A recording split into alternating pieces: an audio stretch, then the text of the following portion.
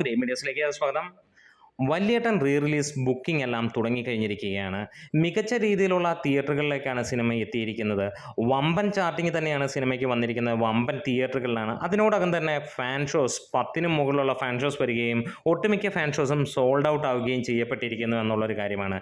എന്നിരുന്നാലും എടുത്തു ചോദിക്കേണ്ട ഒരു കാര്യം വേറെ ഒന്നുമല്ല, മമ്മൂട്ടി ഫാൻസ് നിങ്ങൾ എവിടെയാണ് എന്നുള്ളതാണ്. ഇന്ന് തിയേറ്ററിൽ ബുക്കിംഗ് തുടങ്ങുമ്പോൾ നമുക്ക് പ്രത്യേകിച്ച് ബുക്ക് മൈ ഷോ പോലെയുള്ള ടിക്കറ്റ് ബുക്കിംഗ് ആപ്പുകളിൽ നോക്കുമ്പോൾ 2 സ്ഥലങ്ങളിലാണ് മേജറായിട്ടുള്ള ബുക്കിംഗ്. ഒരുപാട് തിയേറ്ററുകളിൽ അത് സ്റ്റാർട്ട് ചെയ്ത് തുടങ്ങുന്നേ ഉള്ളൂ. 29-ാം തീയതി എത്തുന്ന സിനിമയ്ക്ക് തൃശ്ശൂർ രാഗത്തിൽ ബുക്കിംഗ് തുടങ്ങിയിരിക്കുന്നു. രാംദാസിൽ 2 ഷോകളുണ്ട്.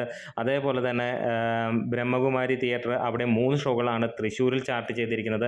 എറണാകുളം നോക്കുകയാണെങ്കിലും നമുക്ക് ഇപ്പോൾ ഓരോ മണിക്കൂറുകളിലും പുതിയ പുതിയ തിയേറ്ററുകൾ ആഡ് ചെയ്യുന്ന കാണാം.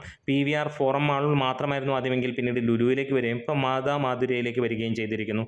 അതിനകത്തിൽ തന്നെ PVRൽ 2 ഷോ, ലുലുവിൽ 2 ഷോ, അതേപോലെ മാതാ മാധുര്യയിൽ 4 ഷോകളോളമാണ് ചാർട്ട് ചെയ്യപ്പെട്ടിരിക്കുന്നത്. എറണാകുളം കവിത ഉൾപ്പെടെയുള്ള വമ്പൻ തിയേറ്ററുകളിൽ സിനിമ ഉണ്ട് എന്നറിയാം. പക്ഷേ ചോദ്യം ഇതാണ്, എന്തുകൊണ്ട് ഇത്ര ബുക്കിംഗ് ഉണ്ട്, അല്ലെങ്കിൽ ഇത്രയും തിയേറ്ററുകൾ വന്നിട്ടും ഓറഞ്ച് മയം കാണുന്നില്ല? ആകെ ഒരേ ഒരിടത്താണ് ഓറഞ്ച് കാണാൻ കഴിയുന്നത്. അത് ഫോറം മാളിൽ മാത്രമാണ്. സോഷ്യൽ മീഡിയയിൽ തരംഗമാണ് സിനിമ. ഓൾറെഡി എല്ലാ സ്ഥലങ്ങളിലും വലിയ രീതിയിലുള്ള മാർക്കറ്റിങ്ങും കാര്യങ്ങളും ഒക്കെ നടക്കുന്നുണ്ട്.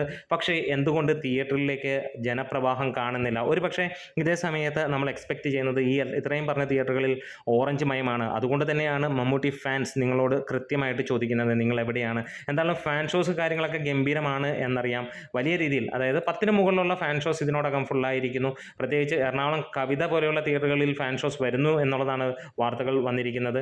എന്താണെങ്കിലും കാത്തിരിക്കുകയാണ്. ഇനി വരുന്ന 2 ദിവസങ്ങളാണ്, അതായത് 2ാമത്തെ ദിവസം സിനിമ റിലീസാവുകയാണ്.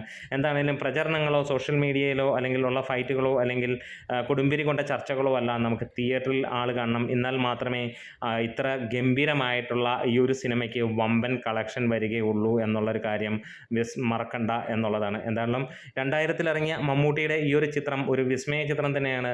17-18 വർഷത്തോളമായി കൈരളി ചാനലിൽ സ്ഥിരമായിട്ട് ഈ സിനിമ പ്രദർശിപ്പിക്കുന്നു. നല്ല TRPയോടെ ഒരുപാട് പേർ കാണുന്നു.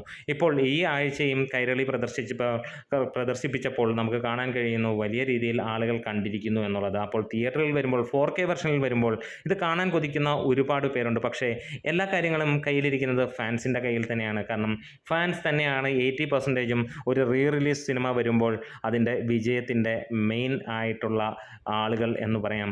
ബാക്കി 20% ആണ് സാധാരണ ജനങ്ങൾ ഈ സിനിമയിലേക്ക് വരുള്ളൂ. അതിപ്പോൾ ഏത് സിനിമ എടുത്തു കഴിഞ്ഞാലും നമുക്ക് കാണാൻ കഴിയുന്നത്. അപ്പോൾ പ്രതീക്ഷിക്കുകയാണ് കൂടുതൽ ടിക്കറ്റുകൾ വരുന്ന മണിക്കൂറുകളിൽ വിറ്റ് പോകും.